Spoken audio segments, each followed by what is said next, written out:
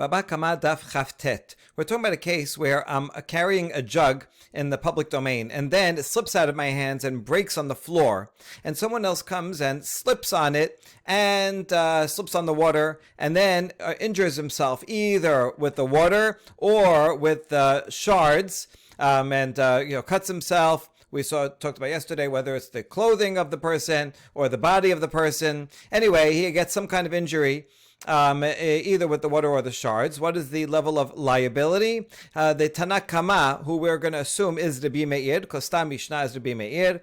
Rabbi Meir is stringent and says, I am liable to pay. This is, I left something like a sabor in the Reshut Harabim. I left something that is dangerous there, and I created something and left it there that is dangerous, so therefore I am liable. Rabbi Yehuda, however, says a cryptic statement that says, B'mitkaven chayav. He agrees, if I have intention, then I'm liable. But if I don't have intention, then patur. So intention for what? We're going to see a couple of explanations. Hechidame mitkaven. What's the case of intention?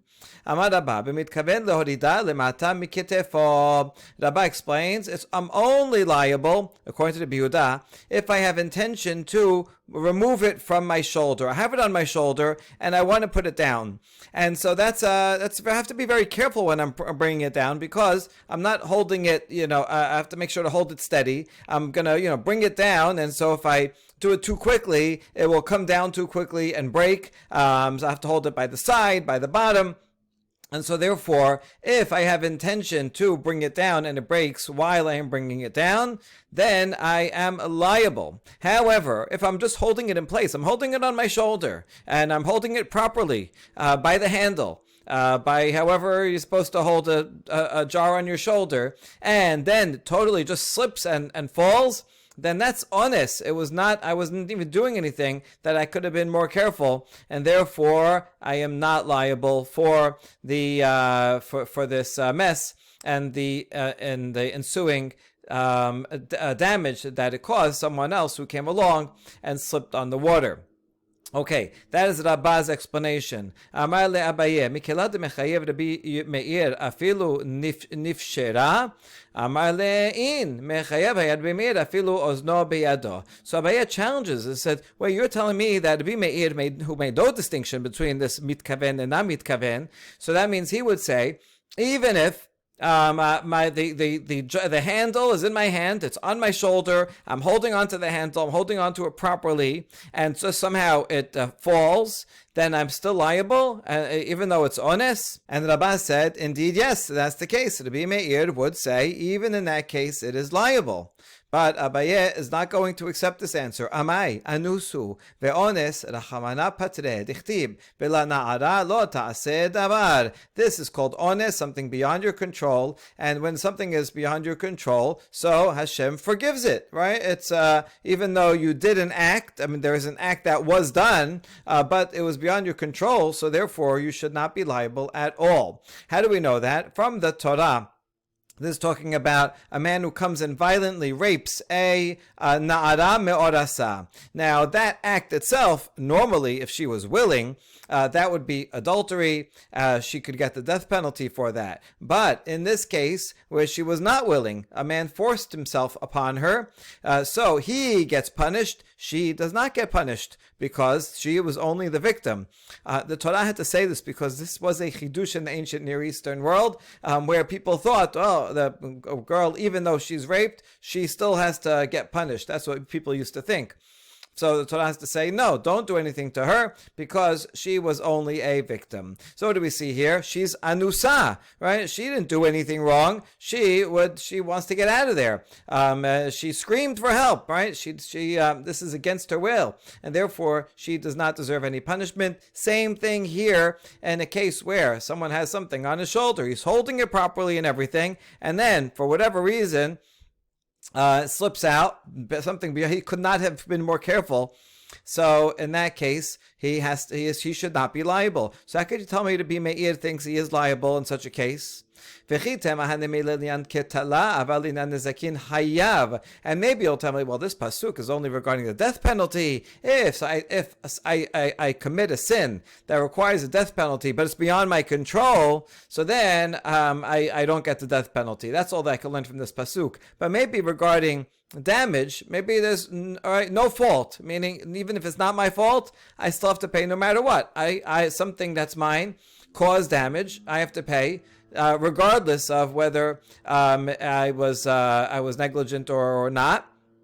Maybe you'll say that, but that can't be, as we see from the following beraita. Now we're going to quote a long beraita, and we're going to analyze this beraita more. But the main point that we're looking for in this beraita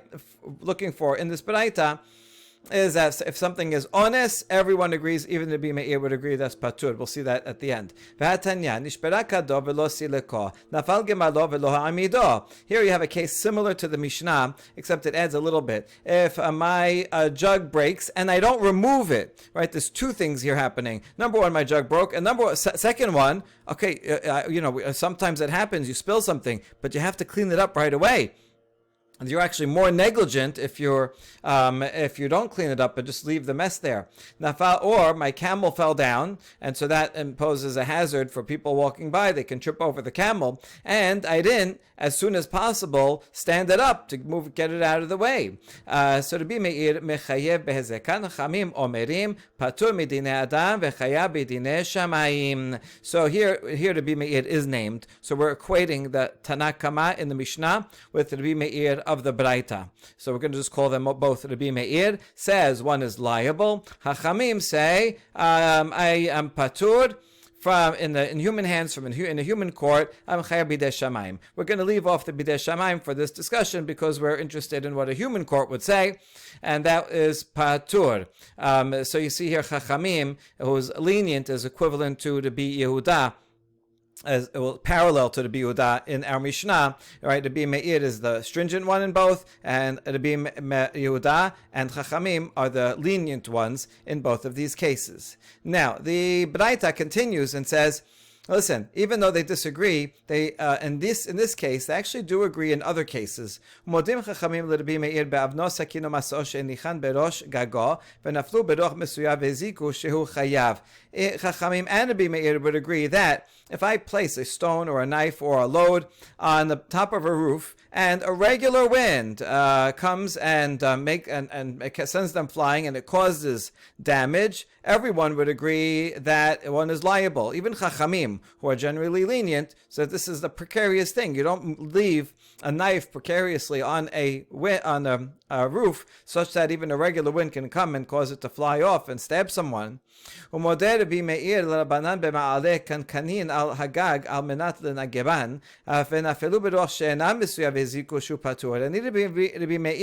who is usually stringent, would agree with Rabbanan, who's usually lenient.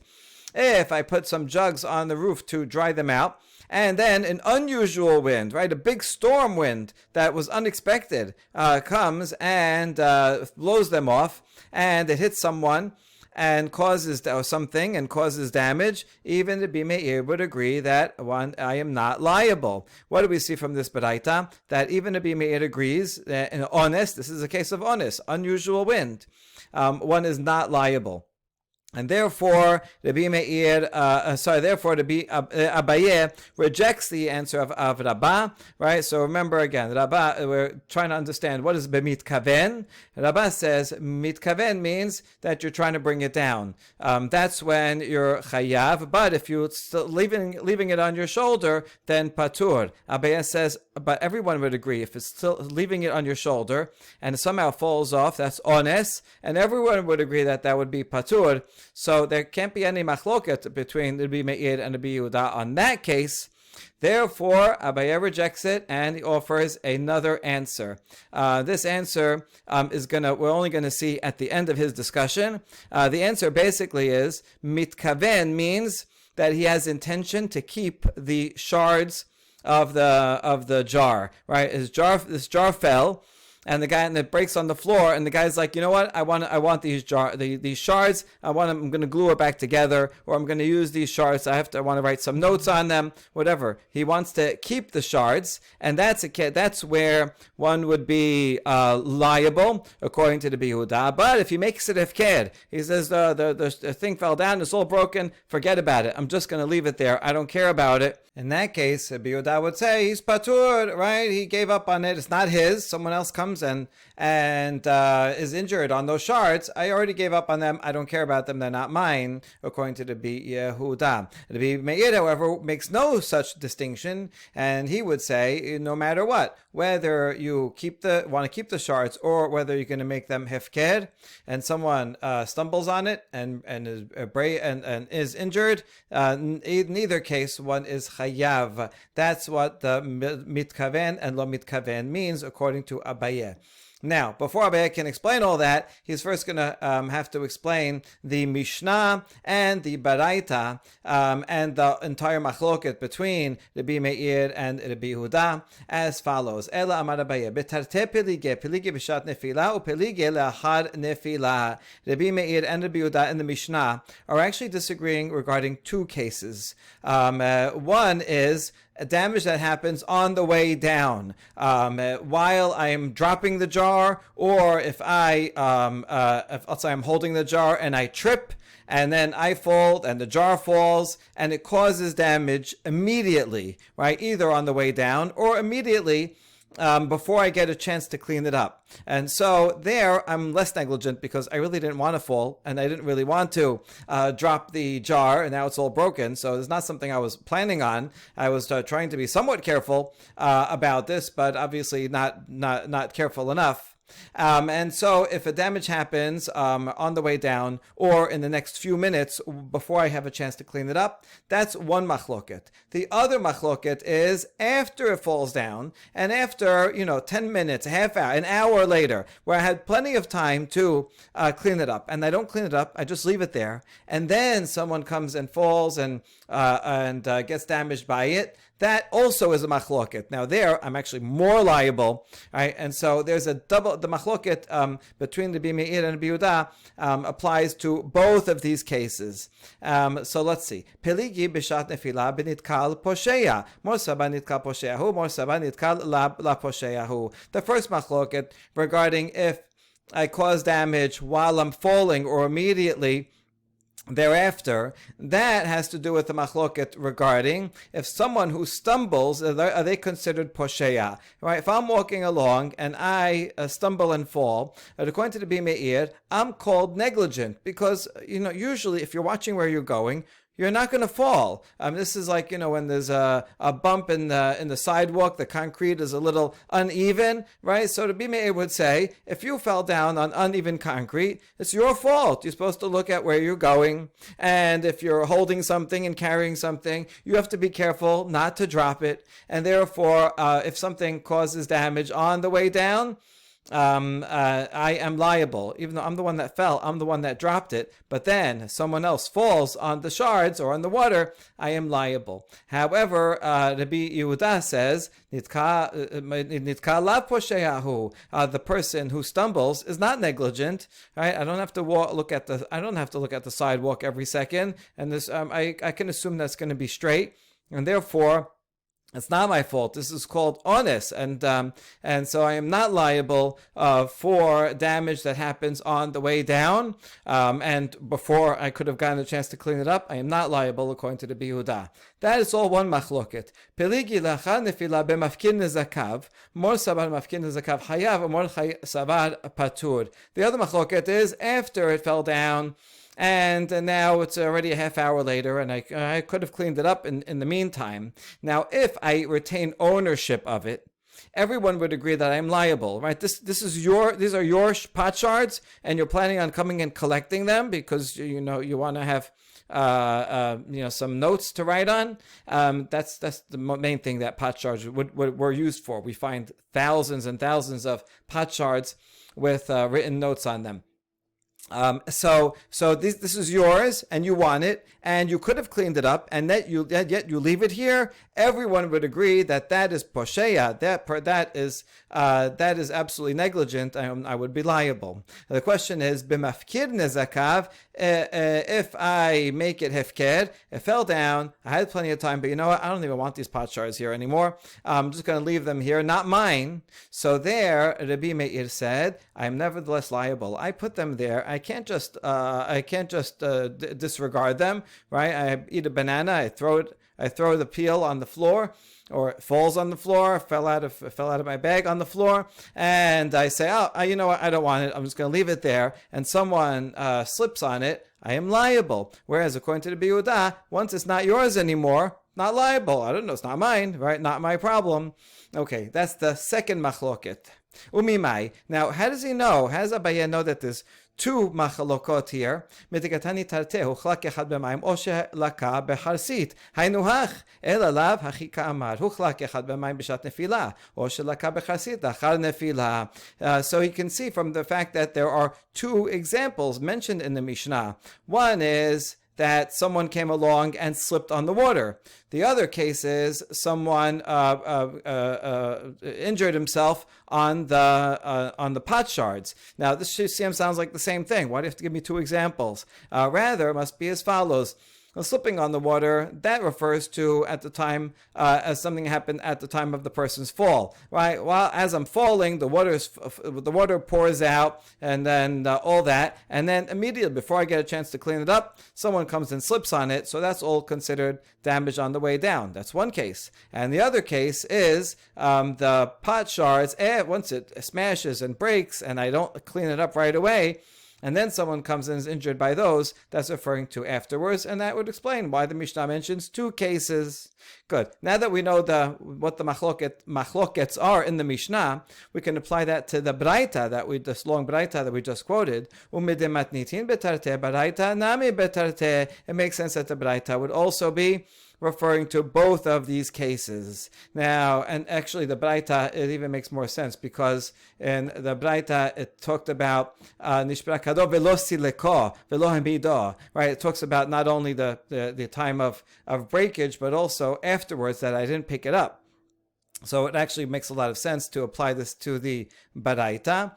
And it would work as follows. So now we ask, right, the two cases in the Braita that are mentioned, one is the jug and one is the camel. So how do both of these apply to both the jug and the camel? They both have to apply, because it does say that he didn't clean it up and that he didn't pick up the camel. So bishlama kado mashkachat la o bishat nefila o lachar nefila. Regarding the jug, I understand how I could be negligent both at the time that it falls and after it falls, right? At the time it falls, it means I wasn't holding it very well, and it fell down, or afterwards that I didn't clean it up. So that case makes sense to apply in both scenarios. Regarding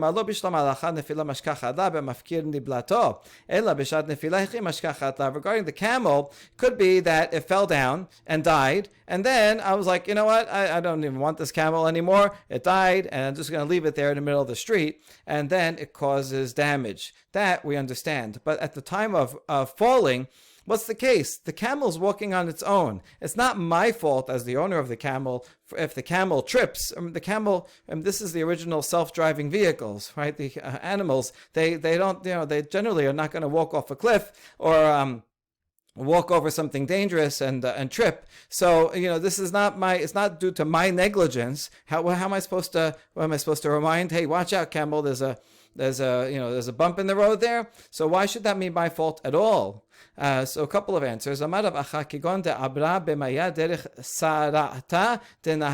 example, if I bring my camel crossing it through water that was through an inundation of a river, right? A river overflowed its banks, and now I'm taking it on a road that's all full of water and you can't see the floor.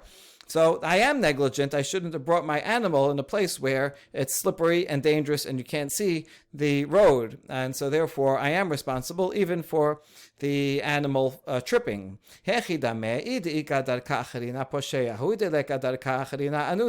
on. That can't be the subject of the machloket between Rabbi Meir and Chachamim and the Braita, because if there is another path, well then it's Poshea. Why'd you take it through this watery path when you had another path over there? So then you're totally negligent, and everyone would agree, even Chachamim would agree, that I'm liable. And if there's no other path, so then it's anus, right? There's no other way to get there. I need to get where I'm going. And so then even Rabbi Meir would agree that I am not liable because it's anus. So that can't be the case that is the machloket. It has to be something that's right in between, where it could be controversial. Rather,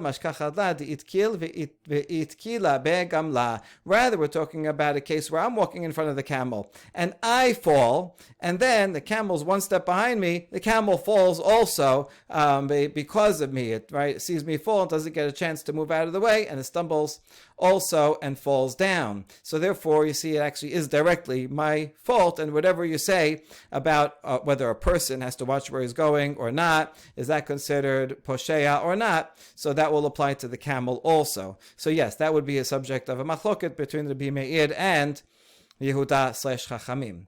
Mafkir nezakav, my mitkaven ika. And now finally we get to the idea of kavana, where someone renounces ownership of the thing that falls afterwards. How does that mean mitkaven, intention? Right? How does mafkir what does it have to do with intention?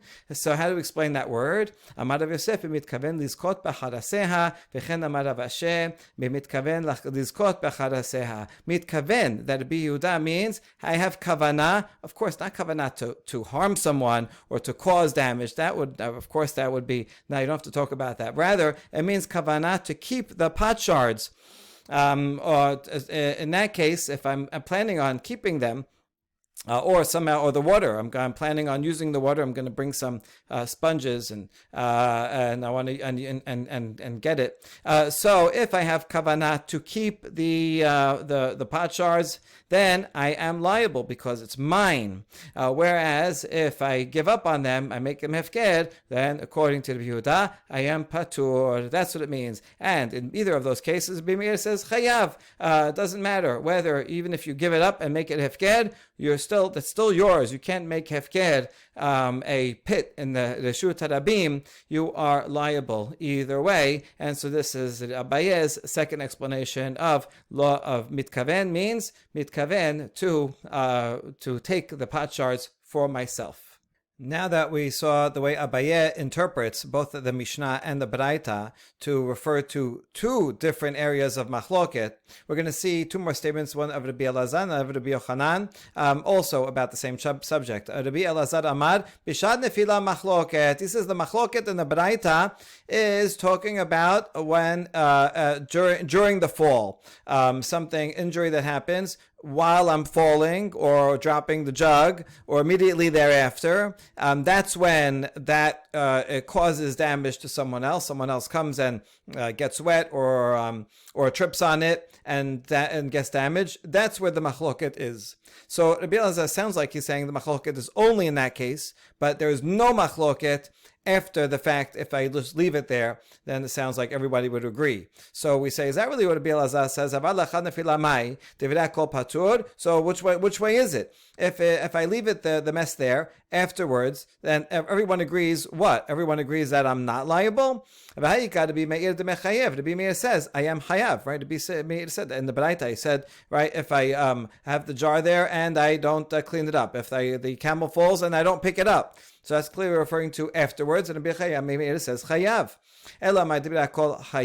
So therefore you're going to say, okay, everyone agrees that hayav because I should have cleaned it up. But Rabbanan are also there, and obviously the Braita is talking about a case where I leave it there, and yet Rabbanan says patur. So I can't. Rabbi Elazar, it does not make sense. It's impossible to say that in the Braita the machloket is only from a result of the time of falling and not for afterwards. Ela mai bishat nefila, af bishat nefila, v'kamashma lan ke de Abaye. Rather, when Bilazas bishat nefila, he must mean also. It's obvious from the wording of the Braita that the machloket applies after the incident, if I just leave it there. And Rabbi Elazar is coming and giving the chidush that it applies also immediately at the time of the fall and someone else comes along and it causes them damage, then I am also liable. And so actually Rabbi Elazar is in agreement with Abaye. Rabbi Elazar is actually earlier in Eretz Yisrael, so Abaye is in agreement with Rabbi Elazar.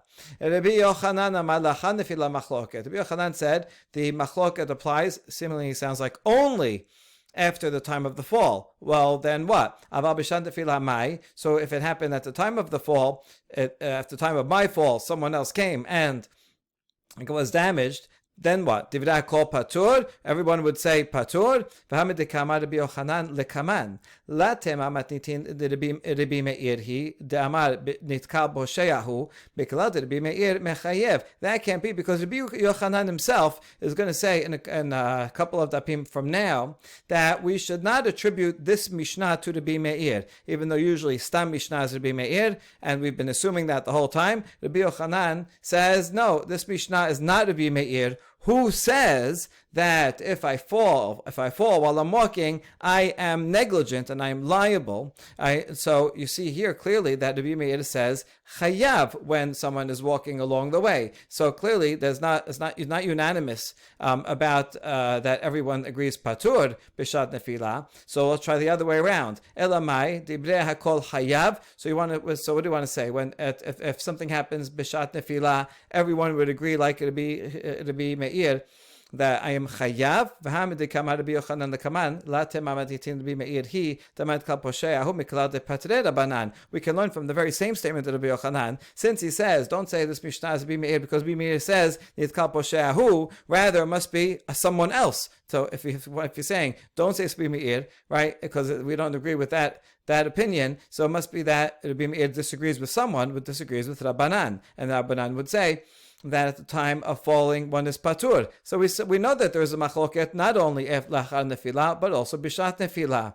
Ela hakamash ma'lan. So in fact we say you're right. According to Rabbi Yochanan, same as Abaye and Rabbi Elazar before, there is in fact a machloket both at the time of falling and afterwards. What does Rabbi Yochanan's words here mean? Lachar nefila machloket de mafkir nezakav de hacha hu de pater Rabbanan de anusu aval mafkir nezakav de alma mechayeve. Is teaching us that only if I renounce ownership over a dangerous item, like in this case where I fell, that's where, according to Rabbanan, I would be patur, because it's anus, it's beyond my control. I didn't want to drop the jug, but I did against my will, and it fell and broke. In that case, if I say I don't want this anymore, that's where Rabbanan would say patur. Rabbi Meir would still say chayav there, but that's where Rabbanan would say patur. However, if it's not because of negligence,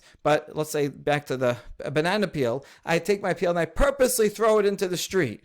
And I say, I don't care about it. In that case, I'm creating a hazard, and it's not as a result of honest. It's not because it fell, but I put it there purposely and make it hefker. No, then there's no machloket in that case. And even Rabbanan would say chayav. The machloket is only in a case where the banana peel, I put it in my pocket, but it fell out, and I was holding it and I fell, and then it fell out of my hands and went on the floor, and then I make it hefker. Only in that case is there a machloket between the Rabbi Meir and Chachamim. Now that we brought up this topic of if there's a hazard that I put in the Reshut Harabim and I make it hefker, am I liable or not? We're going to show that this is a machloket here between these two early Amoraim. Itmar mafkir nezakav Rabbi Yochanan v'Rabbi Elazar. Had amar chayab v'chad amar patur. If I renounce ownership of some hazardous item in the public domain, Rabbi Yochanan and Rabbi Elazar have a machloket about it. One of them says liable, one says not liable. We're not sure which one says which. Now, based on the previous statements, it would seem that Rabbi Elazar, he's the one that agreed with Abaye and said that the machloket applies in all cases, including after it falls, and that's mafkir nezakav, and he renounces ownership. And so, according to that, it seems this will be a machloket between Rabbi Yochanan, between Rabbi Meir and Chachamim, and if we follow Chachamim, then this would be patur, right? So it sounds here from like the Rabbi Elazar should be the one that says patur, and Rabbi Yochanan would be the one that says chayab, because in the immediately previous statement he says that one is Rabbanan say patur only in this case because it fell by mistake, but otherwise in general they would say he thinks that Rabbanan would say hayav. So that's what it would seem from the previous discussion, is that Rabbi Elazar says patur and Rabbi Yochanan is the one that says hayav. However, we're going to bring some other sources that seem to say the other way around. So let's see. Now let's say that actually the machloket between whoever says which one, the one who says chayav is actually following the opinion of Rabbi Meir, and the one who says patur is following the opinion of Rabbanan. Because we did see above that, according to all the interpretations, it is more stringent regarding this matter. So is there a parallel between the Tanaim and the Machloket Amoraim? There shouldn't be, because we'd rather everyone follow Rabbanan. And the answer is, in fact, so. In fact, everybody agrees that if you follow Rabbi Meir, then you're going to be liable for making a board or a dangerous item hefker, and someone comes and slips on it. Ki peligi alibad Rabbanan. Rather, this machloket between these two amoraim are within Rabbanan. Man de patar ke Rabbanan. If you say you're patur, that's what Rabbanan say too. Good. Man de mechayev amalach ana adam di afil Rabbanan. Ad kana patir Rabbanan il mafkir nezakav dehacha mishum danusu aval mafkir nezakav de alma mechayeve. So the other opinion that would say, I agree. One opinion says chayav would say, I agree with Rabbanan. When do Rabbanan say patur? That's only in a case like this, where anus, the thing fell out of my hands, and I didn't want it to be there to fall and break in the first place, and then I make it hefker. That's only where Rabbanan say patur. But in a general case where I put something there and then I make it hefker, even Rabbanan would say hayav. That's exactly the words of Rabbi Yochanan just now. So it would seem that would be Rabbi Yochanan. Okay, so Tistayim, so that's what it would seem so far. But now we're going to argue actually the opposite way. Tistayim de Rabbi Elazar hu de'amar hayav. It would seem that Rabbi Elazar, he's the one in this machloket that says, I'm liable. Why? דאמר רבי אלעזר משום רבי ישמעאל, שני דברים אינן ברשותו של אדם, ועשאן הכתוב כאילו הן ברשותו, ואלו הן בור ברשות הרבים, וחמש משש שעות ומעלה תסתיים. It sounds like Rabbi Elazar must be the one that says chayav, because he said in the name of Rabbi Yishmael that there are two items that in the world that are not my property. Nevertheless, the pasuk considers it as if it's my property. One is a board in the Shut Harabim. I just dig a pit. It's not mine. I don't want it. I used it for a little bit, and I don't care about it, and I let it go. Nevertheless, I am liable. So there you go. This is the case that we wanted, right? Rabbi Elazar says that a board that is not mine, I make it hefker, I am liable. The other one is chametz after 6 hours, in which case, when I'm not allowed to benefit from any chametz at that time. Since I can't benefit, I can't sell it, so it has no value. Something has no value, you can't own. So therefore, I don't own it, and yet I would violate the law of owning chametz during that time if I didn't destroy it or sell it or get rid of it beforehand. And so here you go, I am liable for owning something that I don't own. So those are the two exceptions to the rule. And so this board is one of them. I don't own it, and yet I'm liable as if I own it. And so that we can conclude from here, right, that Rabbi Elazar is the one that says hayav. But that's not the end of the story. Rabbi Elazar actually seems to say the opposite in this case, in the following statement where he says patur ditnan, a mishnah that we're going to see next. It says ha'ofech et hagalal birshut harabim vehuzak bahen acher hayav beniskod. Mishnah says if I have a dung sweeper, he's flipping over the dung in the street. There was a lot because there was animals and horses and camels and all that, and oxen, and in the Shut Harabim. And then someone comes and slips on that dung and is injured. The dung sweeper is liable. That's the Mishnah. And Rabbi Elazar said about that,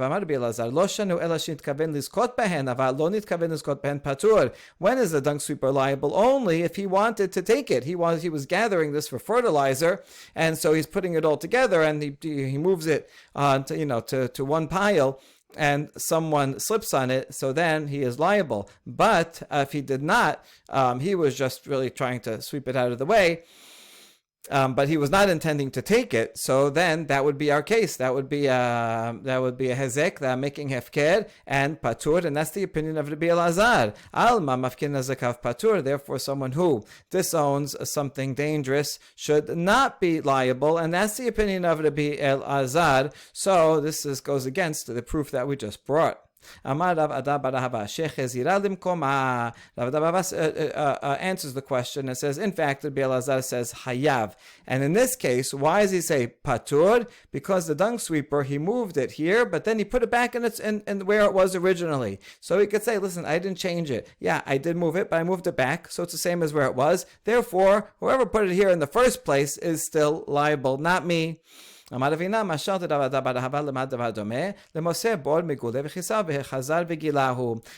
to compare this case of dung to a case of an actual pit, Ravina says we could compare it to someone who finds an uncovered pit, so that whoever dug it is responsible. This person comes along and covers it for a little while and then uncovers it again. So that person is not liable. He did a favor. He covered it for an hour. So that's good. And then he uncovered it. So it's not his pit. And then if someone gets damaged, it's still the problem of the original owner. And so that's a case where even Rabbi Elazar would say patur, but otherwise he would say hayav. Now this analogy, Amar lemor zutra bered Rav Mari Ravina. This analogy that's not the same. Hatam la istalek lehu ma'aser rishon. Hacha istalak lehu ma'aser rishon. In there, when you're just covering over a pit and uncovering it again, the original act was not removed. The pit was there the whole time. You covered it, then you opened it. The pit is still there, and that's why it's the responsibility of the original guy who dug the pit. But here, when this dung sweeper moves the dung from one place to another, now in the original spot there's nothing there at all. He completely removes the hazardous thing. When he puts it back, then he actually should be liable. So these cases are not equivalent, and in such a case, this dung sweeper should be liable. So you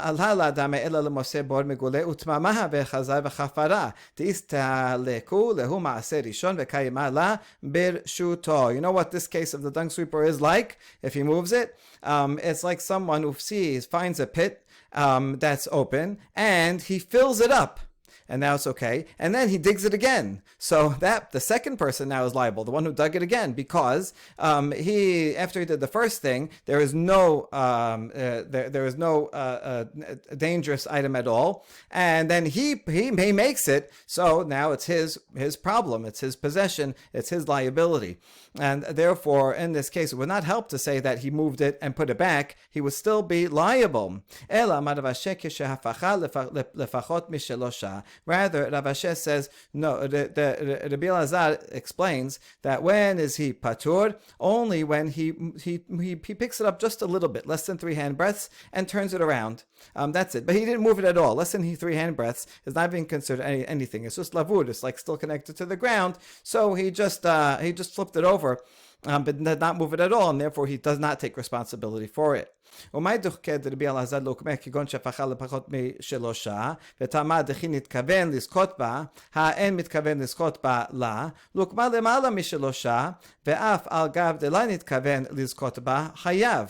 And now we ask, what forced Rabbi Elazar to interpret this Mishnah in such a limited case? That's only when is the person patur? Only if he flipped it over less than 3 tefachim to the ground. And the reason why he would be liable is because he wanted to take it. He did this flipping over so that he could say, oh, this is my dung, I'm going to take it home later. But if he were just flipping it over, I don't know why, but he was not intending to take it, and he left it there in place, then he would be patur. Why do you have to limit it in such a way? Why not just say that he picked it up more than 3 tefachim, and even if he did not intend to take it, he would be chayav? In other words, why not just interpret this Mishnah in a simple way that says someone who moves, right, even more than 3 tefachim, dung in the Shut Rabim, and someone else comes and is damaged by it. one would be Hayav, right? Why not just explain this Mishnah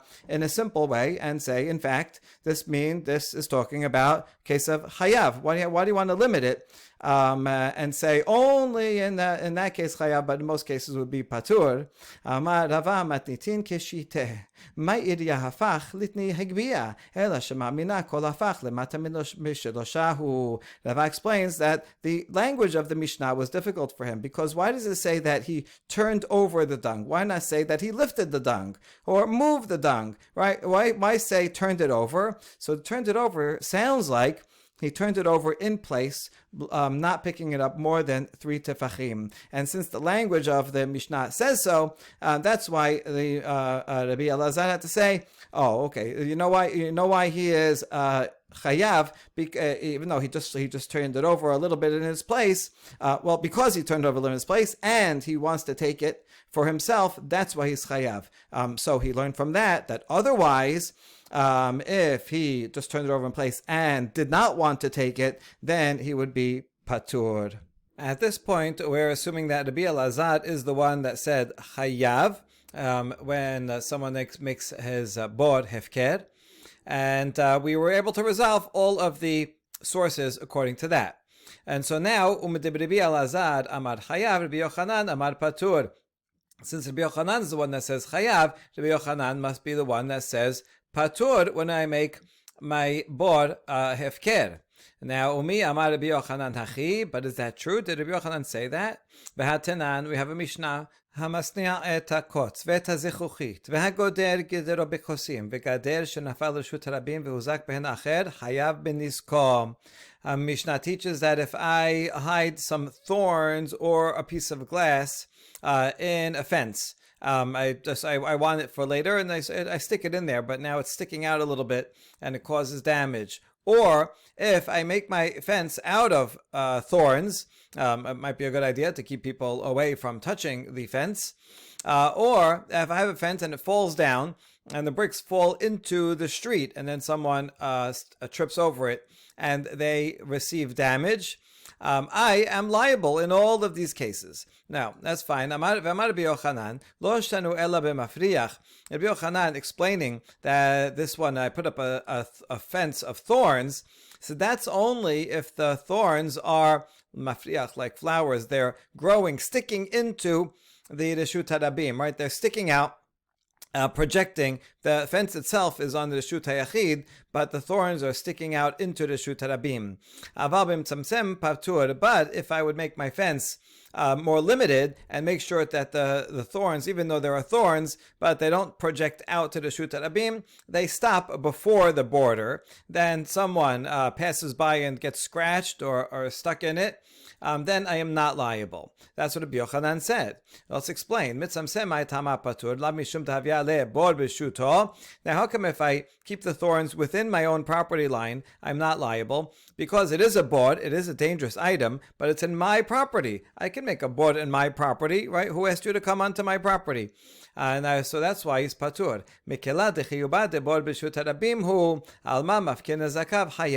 From that we can learn that in the case where it's sticking out, so sticking out into the Reshut Harabim, so that is a case of a bod in the Reshut Harabim, and I don't care about those that are sticking out. They don't consider them my property, and so therefore we can derive that according to the Rabbi Yochanan, anything, a bod that is in the Reshut Harabim, that I renounce its ownership over it, I am hayav. So that if Rabbi Yochanan, over here we said, Rabbi Yochanan must be the one that says patur, but here we just proved that Rabbi Yochanan is the one that says chayav. We need to find a different explanation of the statement of Rabbi Yochanan. So we explain, lo leolam emalach mafkir nezakav patur, samsem may tama patur, mishum di'tamar Allah, amar Ravacha b'red Rav Ika lefi she'en darkan shel bnei adam lehit chakech ba'ketalim. In fact, according to the Rabbi Yochanan, if someone renounces ownership of some hazardous item that he has in the Reshut Harabim,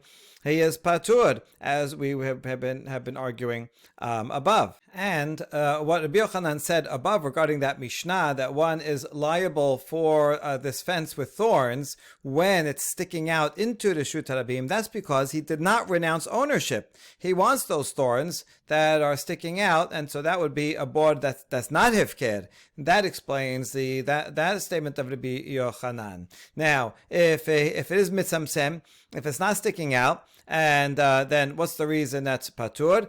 Because it's not the way of people to rub themselves up against the wall, rub their back against the wall. This is unusual activity, and therefore, even though it's technically a board, and that I am not renouncing ownership over it, as long as it's mitzamsem within my property line, and that they are doing unusual activity by rubbing their backs against the wall, therefore I am not liable. But in the end, here we're explaining that Rabbi Yochanan, in fact, says patur. If I would have made a hazardous item, ownerless in the Shut Harabim, I would be patur. So we answer that question. However, not for long. Umi amar Rabbi Yochanan hachi. Did Rabbi Yochanan really say that I am not liable for a board in the Shut Harabim that I make hefker? V'ha amar Rabbi Yochanan halacha kistam mishnah utanan hachofer board b'Shut Harabim v'nafal tocho shor o chamor umet hayav. Rabbi Yochanan says halacha is like stam mishnah, and here's the following stam mishnah. It comes up later in the Masechet. If I dig a pit in the Shut Harabim and then an animal falls into it, an ox or a donkey, I am liable. So you see, right, this is referring to something in the public domain. I don't own it. It's hefker, and yet I am liable. And Rabbi Yochanan said, I agree with this as halacha.